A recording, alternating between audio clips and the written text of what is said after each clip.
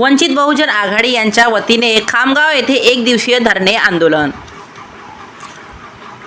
नमस्कार, मी Bhagyashree Maharashtra news 24 live मध्ये आपले स्वागत करते। गौतम इंगळे प्रतिनिधी। वंचित बहुजन आघाडी यांच्या वतीने खामगावमध्ये एक दिवसीय धरणे आंदोलन। बाळासाहेब आंबेडकर यांच्या आदेशाने राज्यभरात एक दिवसीय धरणे आंदोलनाचे आयोजन करण्यात आले होते।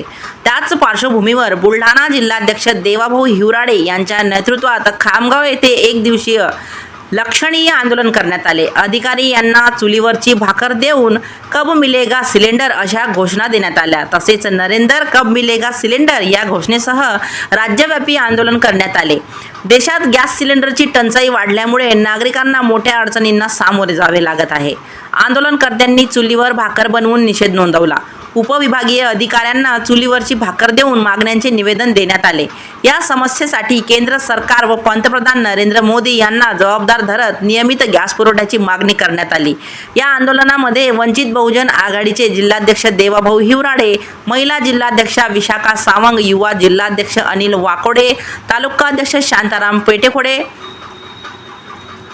तालुका महासचिव बाळू मोरे, गौतम नाईक, शहराध्यक्ष आकाश सरदार, विलास धुरंधर, महिला तालुकाध्यक्ष संगीता गावरगुरू, करुणा लांडगे, वंचित बहुजन आघाडी, समता सैनिक दल व भारतीय बौद्ध महासभा जिल्हा पदाधिकारी, तालुका पदाधिकारी व कार्यकर्ते मोठ्या संख्येने सहभागी होते।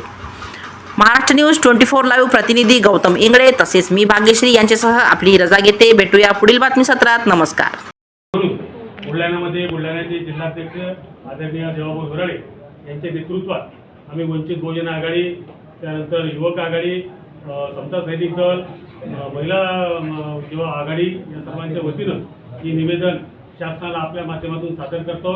या निवेदनाच्या आमच्या ज्या मागण्या आहेत, खऱ्या अर्थाने आज गॅस सिलेंडरची टंचाई निर्माण झाली आहे आणि त्या टंचाईमुळे संबंध देश हा होरपळत आहे। त्यातल्या त्यात या जिल्ह्यामध्ये हा मागासवर्गीय जिल्हा म्हणून ओळखला जातो। या जिल्ह्यामध्ये आमचे जे काही सुपुत्र बाहेर असतील त्यांना देखील आज या गॅस टंचाईमुळे या आपल्या गावाकडे परत यावं लागलं आहे। आमच्या आया बहिणी या ठिकाणी मोठ्या प्रमाणामध्ये या गॅसच्या टंचाईमध्ये होरपूस निघत आहेत।